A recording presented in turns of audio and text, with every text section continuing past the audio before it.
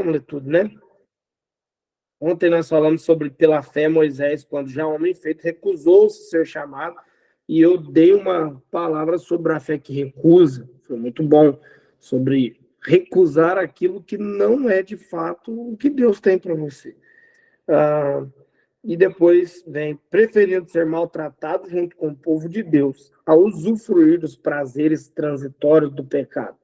Aqui nós poderíamos meditar nesse texto, mas é muito simples. Eu acho que isso aqui, para todo cristão, já é quase um mandamento. Você nunca será um cristão autêntico enquanto você comer das coisas do Egito.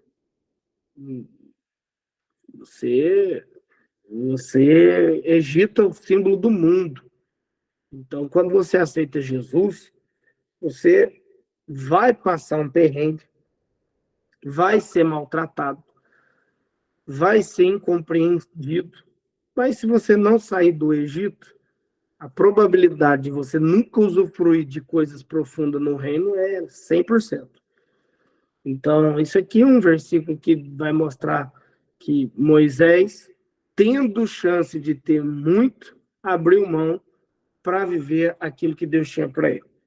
Então, no verso 26, quanto considerou o próprio de Cristo por maior riqueza do que os tesouros do Egito. Porque contemplava o galardão. Meu Deus, aqui começou a ficar sério. Pela fé abandonou o Egito, não ficando amedrontado com a cólera do rei, antes permaneceu firme como quem vê aquele que é invisível. Vamos meditar nisso aqui. Bom, quando a Bíblia fala que Moisés contemplou o próprio de Cristo e ele contemplou o galardão, é muito interessante porque a fé, ela corta sempre para dois lados. O primeiro lado é a certeza daquilo que vai acontecer aqui. Mas o nível mais profundo da fé é a certeza do que vai acontecer lá.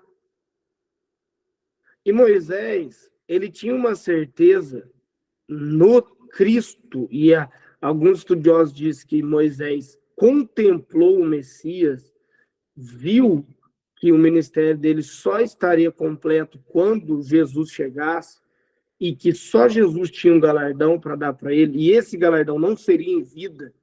Tendo a opção de ter uma vida acomodada, ele optou por ter uma vida fora daquilo que é cômodo, e escolheu o incômodo por conta de um galardão eterno. Não se engane, meu querido. A fé, ela precisa ser uma medida que te faz provar de coisas que não vai dar para provar na Terra, que serão provadas só na eternidade. Eu sei que todos nós podemos viver e vamos viver coisas profundas aqui na Terra, assim como Moisés viveu, o Mar Vermelho se abriu, todos os milagres que Moisés viveu, tanto que nos heróis da fé, Abraão e Moisés são os que têm a maior fatia do texto. Todos os textos falam um versículo sobre alguém, uma linha, mas quando fala de Moisés ou de Abraão, se estende um pouco mais. Claro que um é o pai da fé e o outro é quase um pai para os judeus, que é o profeta que trouxe a lei, trouxe a legislação dos israelitas. Então, é claro que tem essa influência, mas também pelo acúmulo de movimentações de fé que eles tiveram. Agora, o que me impressiona é um homem que viu tanta coisa, que tinha tanto nas mãos, abrir mão porque ele tinha certeza de um galardão. E aqui eu quero te fazer uma pergunta. Você tem certeza do teu galardão? Por quê? Tem um monte de crente que não tem certeza da sua salvação. Parece bobeira, mas se eu perguntar aqui, provavelmente tem gente aqui, se eu dizer, você tem certeza da tua salvação, do teu galardão, de que Deus tem algo para você pós-vida, você vai dizer, bom, eu sei. Ainda mais que por conta de doutrinas que que se ensinou, e o Brasil bebeu muito dessas doutrinas, e não vou nem falar quais, mas a maioria das igrejas brasileiras são fundamentadas em uma ideia de que qualquer movimento seu pode tirar a tua salvação.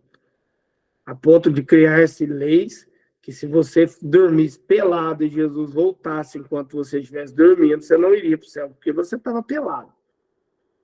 Eu conheci pastor que nunca colocou uma bermuda, porque falava que se Deus voltasse, quem tivesse de bermuda não subiria.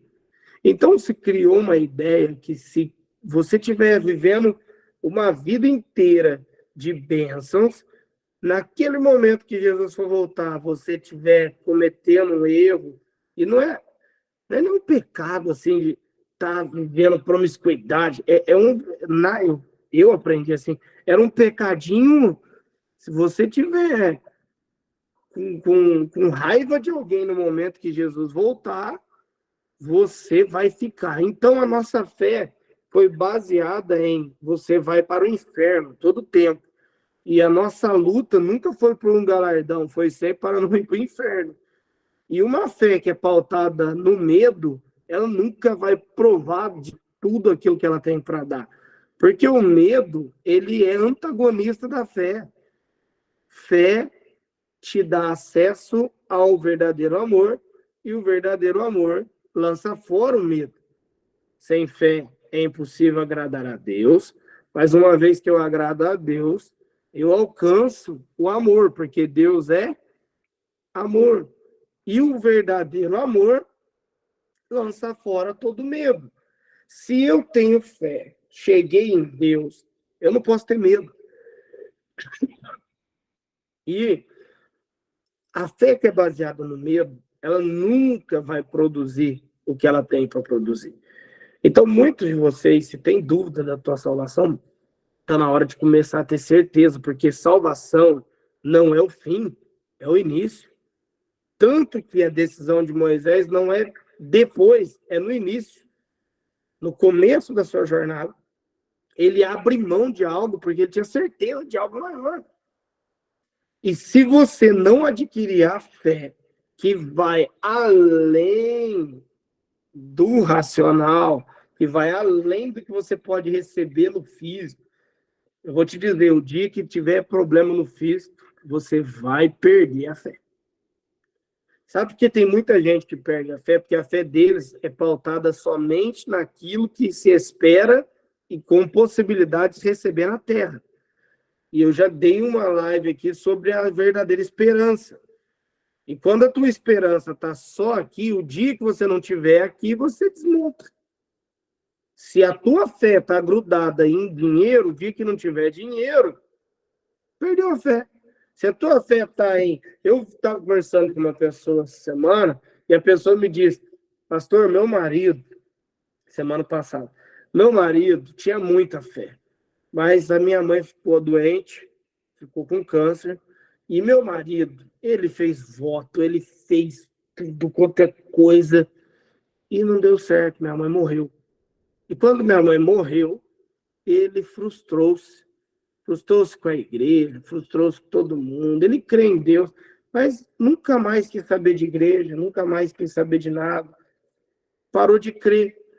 E aí você vai dizer, cara, esse cara, em certo ponto, tá certo, porque foi na igreja, a igreja ensinou que se fizesse oferta, a cura acontecia. Ele fez.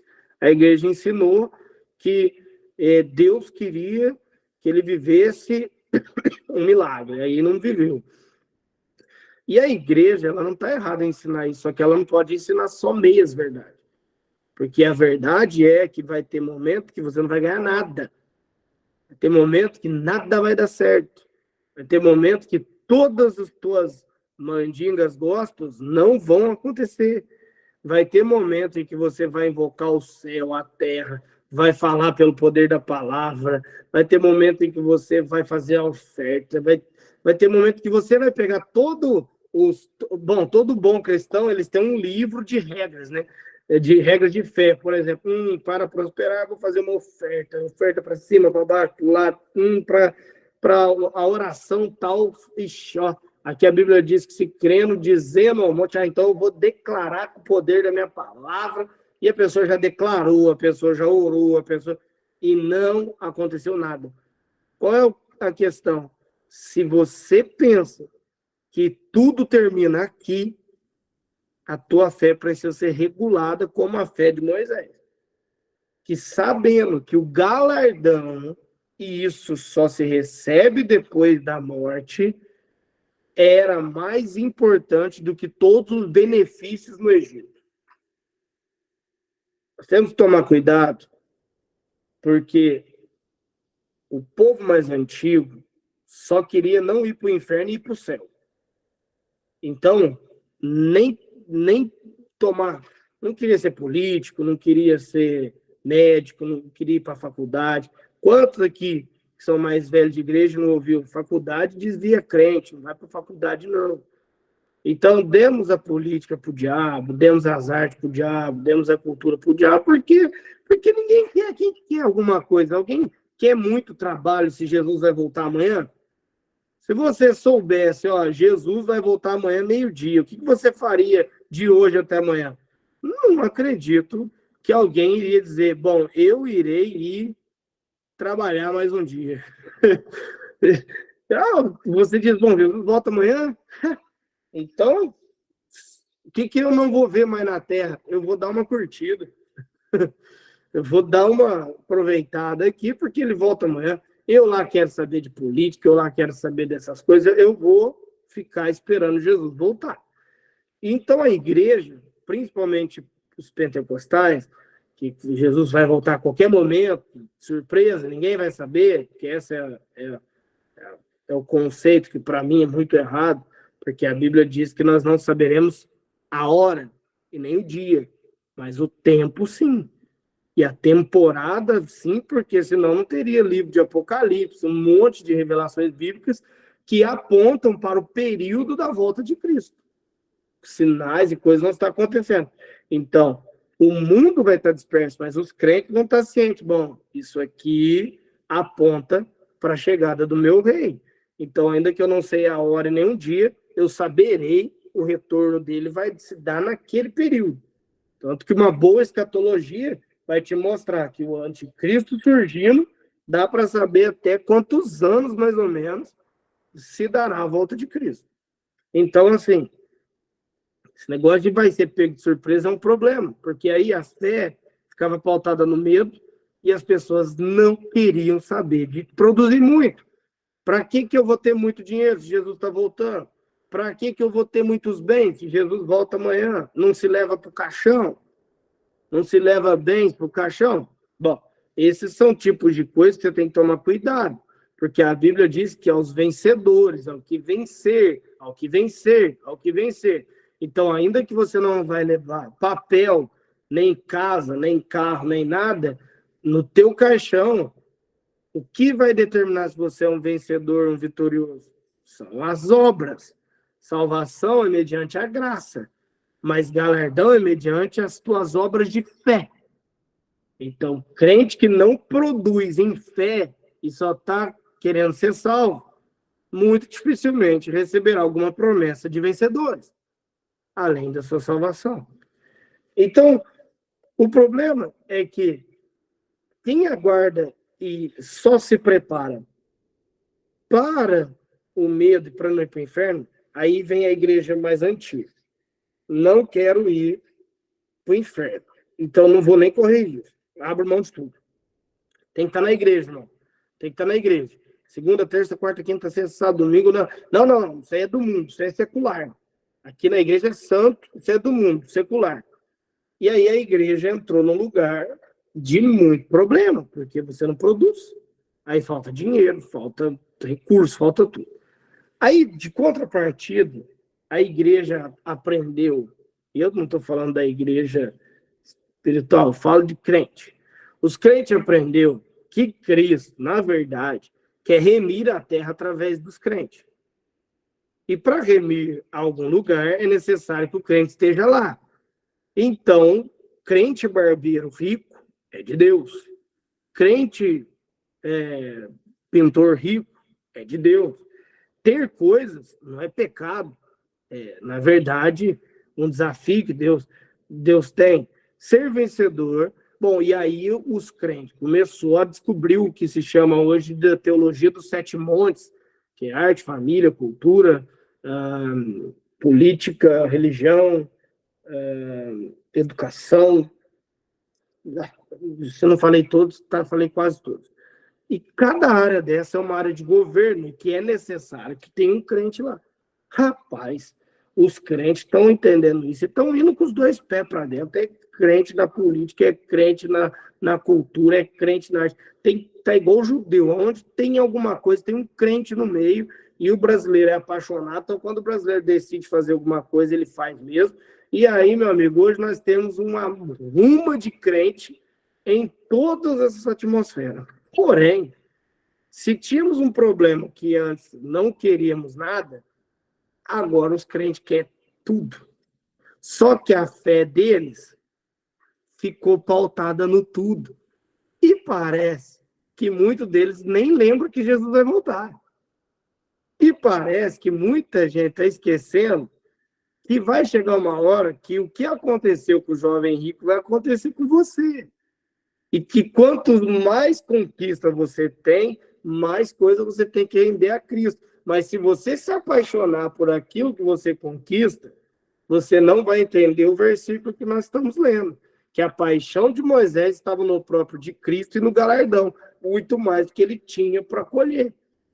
Então, e agora, pastor? Se um está errado e o outro também está errado, onde eu fico? No equilíbrio. Todos os dias, conquiste, prospere, esteja onde Deus quer que você esteja. Seja uma porta de generosidade, de bênçãos, de transbordo. Mas não se esqueça, daqui a pouco o rei vem vindo e ele receberá das tuas mãos tudo aquilo que você conquistou. Porque a tua conquista não pode tirar Jesus e o teu galardão. Porque senão a tua fé vai estar pautada só nisso. E o dia que der errado, se frustra. Eu conheci, isso é o que não acontece. A pessoa tem fé, e não aconteceu do jeito que ela esperava, e ela desanima. A fé dela era uma fé manca, estava grudada só nas coisas da terra. E a fé que também só está grudada nas coisas do céu também é manca, porque precisa ser aqui na terra como é no céu. Eu preciso ter a certeza do que me espera e a certeza do que a terra também espera. Então eu produzo sempre, mas aguardando o retorno dele como nunca. Todos os dias eu espero o retorno do meu rei. E quando se der, eu não quero estar com o coração em nada. E por isso a minha fé precisa estar pautada muito mais nele do que em qualquer coisa. E tudo que eu produzir precisa ser frutos de algo que será para ele. Então, para concluir, pela fé, ele abandonou o Egito, não ficando amedrontado com a cólera do rei, antes permaneceu firme como quem vê aquele que é invisível. Você já viu aquele que é invisível? Eu já. Se você não viu, eu queria tanto que você visse, e você vai entender o que faz alguém deixar todos os benefícios do Egito para seguir alguém que não se vê.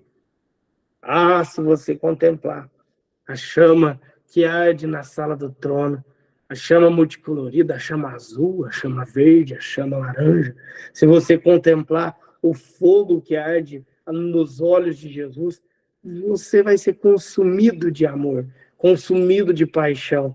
Nunca mais você vai ser o mesmo. E você vai adquirir esse tipo de fé.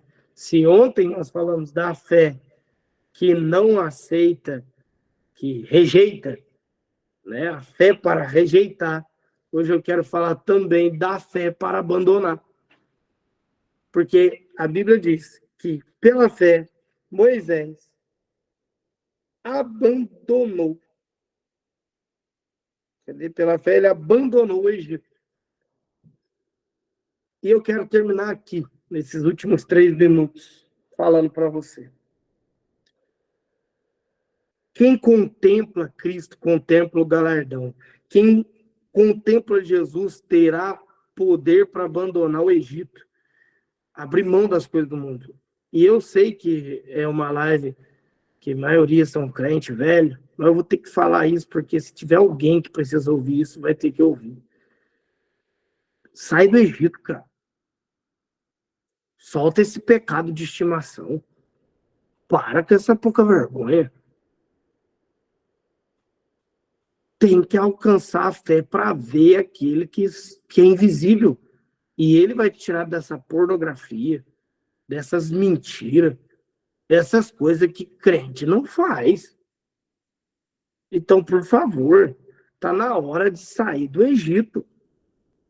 E do Egito você não sai só, você precisa ser levado por ele.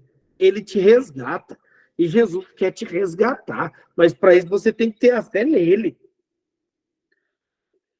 Hoje, antigamente, bem ou mal, se pregava menos para o crente dentro da igreja sobre o Egito, porque crente queria ir para o céu. Mas agora, como os crentes amam muito o mundo, tem crente fazendo um monte de coisa no nome de Deus. Quem aqui tem visto nas políticas aí, e crente fazendo coisa usando o nome de Deus, que você, que sabe, diz, bom, meu Deus, não faz isso aí não. Mas é porque se apaixona tanto pelo Egito que vale usar até o nome de Deus em vão. Não use o nome de Deus em vão. Sai do Egito. Sai disso aí. Pega na mão de Deus, vê aquele que não é que não se pode ver com olhos naturais, abrace ele e saia, abandona. Essa é a palavra. Abandona. E que no nome de Jesus, se você está precisando abandonar alguma prática, que ele te fortaleça hoje para que você abandone essas práticas carnais. Porque Deus quer te fazer um crente espiritual. Para de ficar com pecado de estimação. Ai, pastor, porque nós agora somos da graça, não prega sobre o pecado. Eu não fico pregando sobre o pecado mesmo, eu prego sobre o remédio. Porém, eu nunca deixo de avisar que quem cultiva pecado vai destruir toda uma colheita. Eu não posso deixar de te dizer que quem tem pecado de estimação está criando um leão, uma sucuri dentro de casa. Eu vi um cara uma vez que pegou uma sucuri no mato, começou a cuidar dela, tem no YouTube isso aí. Aí a sucuri ia toda noite dormir do lado do cara. O cara postou falando assim, gente, olha que belezinha, ela vem dormir do meu lado toda noite. Aí o biólogo mandou para ele, não é isso. A sucuri, ela fica do teu lado até quando ela dobra o teu tamanho. Quando ela medir e ver que ela é 2 vezes maior que você virou alimento para ela. Você cabe dentro do estômago dela, vai te comer. É assim o pecado. Dorme com você todo dia. Você acorda todo dia, tá do mesmo jeito. Não, eu pequei ontem, mas hoje tá tranquilo. Pequei antes de ontem, mas tá tranquilo. Menti de novo, caí de novo, traí de novo, roubei de novo. Tô vivendo essa promiscuidade de novo, mas tá tranquilo. Tá igual Sansão. Cuidado. A hora que você acordar, a sucuri te comeu. Comeu. Eu não consegui ler o que o pastor Jabez falou. Bom dia, Jabez. Abre o áudio e fala, porque eu não... Aqui aparece fome para mim. Bom dia, bom dia. Eu estava dizendo aqui, o remédio ele só é diagnosticado mediante o mal que se tem, né? O problema que se tem. E às vezes falar de pecado na igreja agora é pecado, né? Não pode mais falar de pecado. Exatamente. A igreja entrou numa onda, mas isso aí é por causa... Sabe por que é isso? Por causa do viés. É louco, porque a igreja, quando ela cai nas ideologias políticas, e esse é o perigo, tanto de direita quanto de esquerda, quanto do meio, qualquer ideologia, quando a igreja começa a ficar ideológica, ela fica idiota. Por quê? Porque a igreja começa até no púlpito que vai pregar baseado numa ideologia. E aí essa parada do amor venceu, e que tem que amar, aí a igreja começa, isso é progressismo, querido. que usa a palavra amor, que não é o amor bíblico, porque o amor bíblico renuncia, o amor bíblico se entrega pela esposa, o amor bíblico edifica a casa e engole muitas vezes o seu ego, o amor bíblico é um amor que você ama o próximo, e aí eles pegam isso, você tem que amar, e aí começa a criar uma cultura de que é quase proibido ofender alguém, no sentido até que falar de pecado é ofensivo. Mas é o que o Jabez falou. Se não falar que está com a doença, não tem como dar remédio. Então, se você se apaixona demais pelas coisas do Egito a ponto de cometer pecados para ter isso, abandona. Existe um nível de fé que ele vai te impulsionar a abandonar. Quer ver? Quem aqui já abandonou coisas por causa da fé? Todos. Então, eu só consigo pensar numa coisa. Isso é regra. Isso faz parte da conduta do crente. E crente que não quer abandonar nada, desconfia se de fato ele encontrou Jesus. Porque a primeira coisa que acontece quando você encontra Jesus é abandonar o mundo. Já começa abandonando. Aí na jornada tem alguns ló que a gente leva junto, e eu quero abrir um parênteses aqui, é feriado hoje, estou passando uns minutinhos, que você leva ló junto, e ló, a palavra ló significa cobertor, você fica carregando cobertor para te esquentar, porque a gente leva pessoas porque não confia que Deus pode fazer tudo. Aí, meu amigo, se você não abandona os lós da tua vida, aí fica esperando Deus falar com você. Porque enquanto Ló não foi embora, Deus não falou com Abraão. A Bíblia diz, depois disso o quê? Ló ter vazado. Deus apareceu para Abraão. Então, tem gente aqui que quer viver algo gigantesco, mas não quer abandonar. Não quer abandonar as práticas, não quer abandonar pessoas. Eu vou falar abandonar mesmo. Tem gente que você tem que abandonar. Um dia Deus falou isso comigo, Jabez, Alex, você que são crentes. É que eu vou vendo as carinhas, eu vou falando. Eu gosto de conversar. É um devocional, a gente bate papo. Mas um dia Deus falou comigo algo muito interessante. Tinha um filho meu que só dava trabalho, cara. E eu esforçando, e eu ajudando. E aí um dia Deus falou comigo muito bravo. Você precisa abandoná-lo, porque quem faz o que ele faz precisa provar do abandono, porque o abandono também ensina. Rapaz, mas isso me deu um tapa na cara, porque eu entendi o que Deus estava falando. Deus estava me dizendo, ele não prospera porque você está lá. Abandona. Cara, foi eu fazer assim para esse filho, virar as costas. Foi um ano, mais ou menos, que ele ficou bem, mas não desviou, não. E hoje é um grande homem de Deus, porque eu tive que abandoná-lo.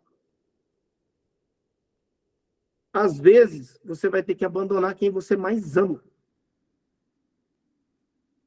Às vezes Deus vai te... Cara, eu tive que deixar tudo. Não foi uma vez, eu nem estou falando dessas, não. Já, várias vezes, e vocês vão ter que deixar tudo várias vezes. E quando você acha que não tem mais o que deixar, cuidado com essa pergunta. E não diga isso. Conselho de amigo. Não diga, não tem mais nada para entregar. Porque quando você falar isso, Deus vai falar, opa, tem sim. Toda vez que você falar assim, não tenho mais, já entreguei família, já entreguei igreja, já entreguei a vida, eu não tenho mais o que entregar. E Deus fala assim, oh, te falta isso aqui, ó. E meu amigo, dói. Dói. Dói. Agora, abandonar exige fé. Ou você acha que foi fácil para Moisés ele chegar e não quero mais nada disso aqui? Ele deve ter pensado, orado, visto Deus e, cara, porque a posição dele iria prejudicar não só ele.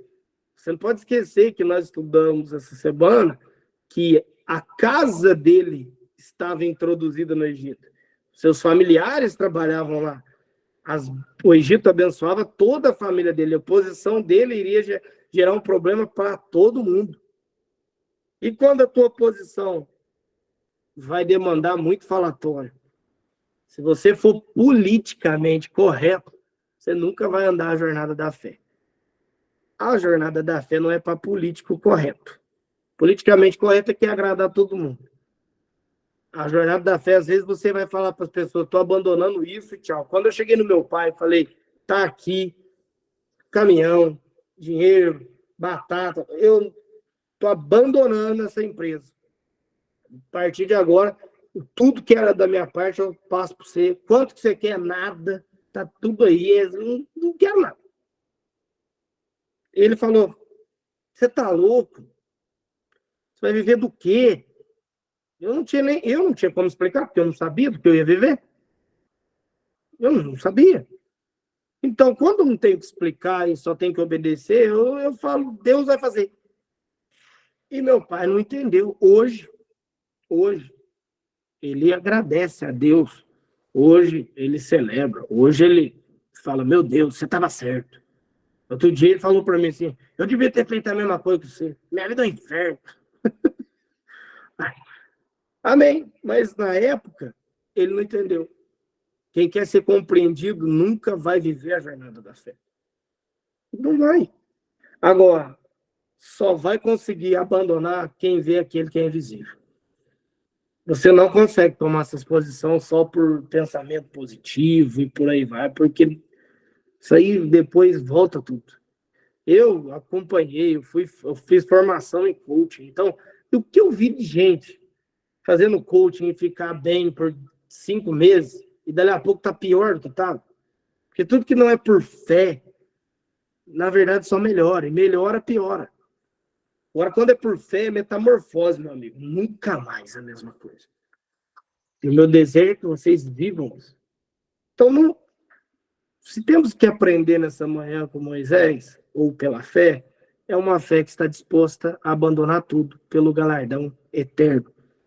Mas também, sem esquecer que nós vamos render essa terra ao Senhor. E cabe a nós conquistá-la. E devemos estar em tudo sem amar nada. Só amar Ele. É empresário? Ame Ele, não o dinheiro. É político? Ame Ele mais do que as pessoas. E você fará um bom governo. Se amar mais as pessoas, você vai fazer o que Saul fez. Ame Ele mais do que as pessoas. Você foi chamado para ser um artista? Ame mais Ele do que os aplausos pelas suas obras. E por aí vai. E aí você vai produzir muito sem se perder em nada.